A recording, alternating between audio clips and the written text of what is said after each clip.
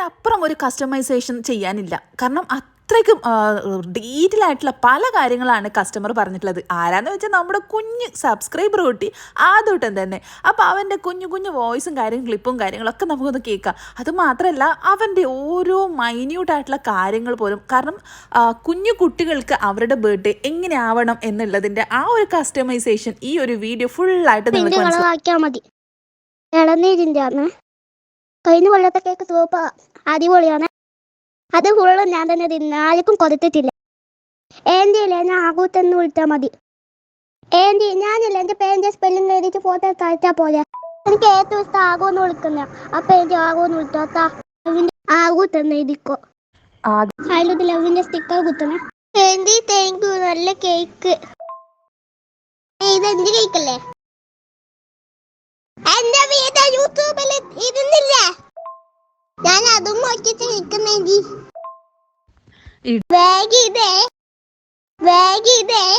Video കാണലുണ്ട്. അത് കുലുമാലാക്കല്ല. എന്റെ അടുത്ത ബർത്ത്ഡേ ആക്കില്ലേ, സ്പൈഡർമാൻ്റെ ആക്കിക്കോ. ഞാൻ ഇഷ്ടപ്പെട്ട സമയത്ത് ഞാൻ മക്കളിലെ ഒരു വീഡിയോ കാണലുണ്ട്. അപ്പോൾ നമ്മൾ ഇടുന്ന വീഡിയോസ് എല്ലാം കണ്ട് അതിന് സപ്പോർട്ട് ചെയ്ത് പല കമൻസും ഇടുന്ന ഒരു കുഞ്ഞു കുട്ടിയാട്ടോ. അപ്പോൾ അവൻ്റെ കസ്റ്റമൈസ് ആയിട്ടുള്ള പല കാര്യങ്ങളുണ്ട്. പിങ്ക് കളർ വേണം, പിന്നെ വൈറ്റ് ഫ്ലവേഴ്സ് വേണം, പിന്നെ ഹാർട്ടിൻ്റെ ആ ഒരു സ്റ്റിക്ക് വേണം.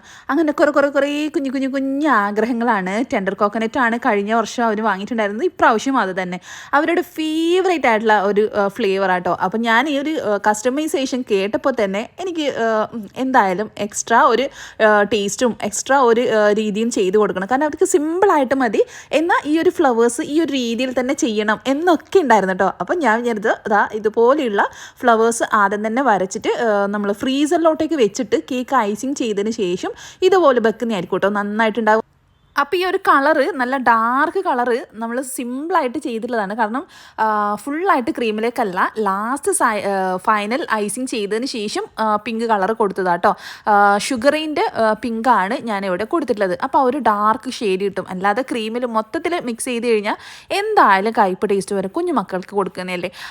നോർമലി നമ്മൾ ഒരുപാട് കളേഴ്സും കാര്യങ്ങളും ചേർക്കാതെ എന്നാൽ അട്രാക്റ്റീവ് ആയിട്ടുള്ള കളേഴ്സ് കിട്ടുന്ന രീതിയിൽ തന്നെയാണ് കൂടുതൽ നമ്മൾ ചെയ്ത് കൊടുക്കാറുള്ളത്. അപ്പോൾ അവൻ്റെ ഫീഡ്ബാക്കും കാര്യങ്ങളൊക്കെ നിങ്ങൾ കേട്ടല്ലോ അല്ലേ. അപ്പോൾ നമ്മുടെ കുഞ്ഞു സബ്സ്ക്രൈബറാണ്. അവൻ്റെ ഓരോ ആഗ്രഹങ്ങളും ഓരോ കാര്യങ്ങളും അതേപോലെ ചെയ്തു കൊടുത്തുകൊണ്ട് തന്നെ അവന് ഫുൾ സാറ്റിസ്ഫൈഡ് ആണ്.